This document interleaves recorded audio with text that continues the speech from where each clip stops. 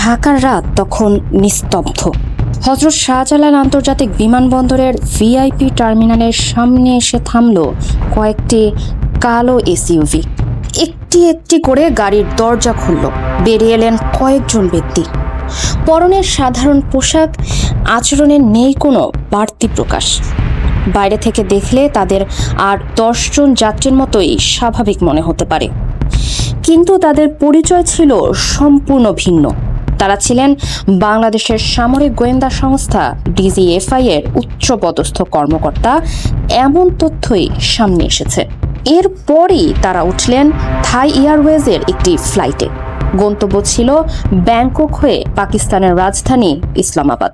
একটি বিদেশ সফর, কিন্তু এর সঙ্গে জড়িয়ে ছিল রাষ্ট্রীয় নিরাপত্তার মতো স্পর্শকাতর বিষয়।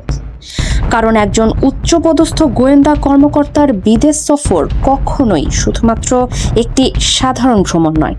এর পেছনে থাকতে পারে গুরুত্বপূর্ণ কূটনৈতিক যোগাযোগ, সামরিক সহযোগিতা কিংবা রাষ্ট্রীয় স্বার্থ সংশ্লিষ্ট কোনো গোপন মিশন।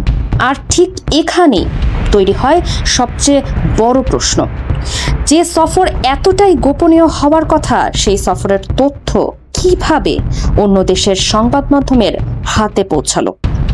6 জন কর্মকর্তার পরিচয়, তাদের পদবি এবং গন্তব্য, এসব তথ্য যদি সত্যি আগে থেকেই প্রকাশিত হয়ে থাকে, তাহলে প্রশ্ন উঠবেই, তথ্যটি এলো কোথা থেকে?